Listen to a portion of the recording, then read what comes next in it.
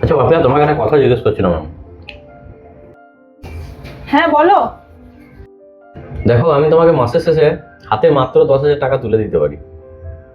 তো সেই 10,000 টাকার মধ্যে তুমি সারা মাসে এত সুন্দর সংসার মেনটেন করেও কখনো কখনো আমি তোমাকে কিছু টাকা পয়সা, 1,000 টাকা 2,000 টাকা যদি চাই, তুমি আমাকে অসময়ে হাতে তুলে দাও।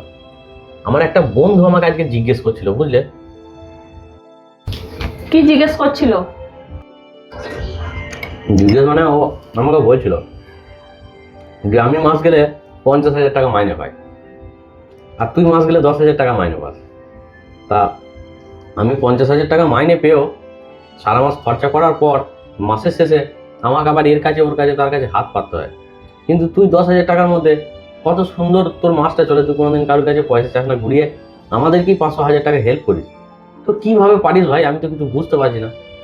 তো সেটাই আমি তোমাকে জিজ্ঞেস করছি যে 10,000 টাকার মধ্যে তুমি সংসার চালিয়েও এত সুন্দর সংসার মেনটেন করেও তোমার কাছে 500,000 টাকা আমি সবসময় পাই চাইলে, এটা কি করে সম্ভব হয়? এটা আমি তোমার মায়ের কাছ থেকে শিখেছি।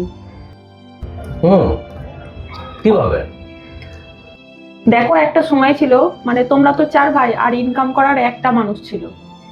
হুম তোমাদের বড় সংসার, এতজনের পেট চালানো, তার উপর পড়াশোনা শেখানো, তোমাদেরকে বড় করেছে, তারপরে তোমরা আজকে প্রতিষ্ঠিত হয়েছে। ওই একটা রোজগারের ওপর কতটা ম্যানেজ করে মাকে চলতে হয়েছে বুঝো। হুম মাই আমাকে শিখিয়েছে, তুমি যদি 5 টাকা ইনকাম করো, 2 টাকা খরচা করো আর 3 টাকা সেভিংস করো, সময়ে সবাইকে কাছে পাবে, কিন্তু অসময়ে কেউকে কাছে পাবে না। সেই জন্য তুমি প্রতি মাসে যে টাকাটাই দাও, আমি খরচা কম করে কিছু অসময়ের জন্য সেভিংস করি।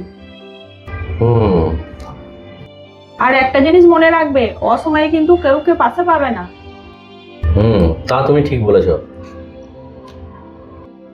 একটা মেয়েই পারে সংসারকে স্বর্গ করতে, আবার একটা মেয়েই পারে সংসারকে নরক করতে।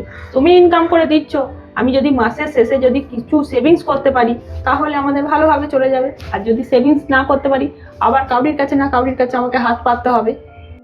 যাতে কেউরির কাছে হাত না পাততে হয়, তার জন্য কিন্তু আমি কিছুটা সেভিংস করি। আর তুমি যার কাছে হাত পেতে নেবে, হয়তো তোমার দুঃখে সে কিছু দেবে, কিন্তু পেছনে কিন্তু সে কিন্তু তোমার দুঃখের কথাটা শুনে সে কিন্তু খুব আনন্দ নেবে।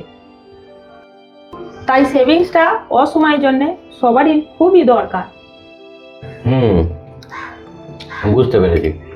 তুমি থাকতে আমার টেনশন কি আছে।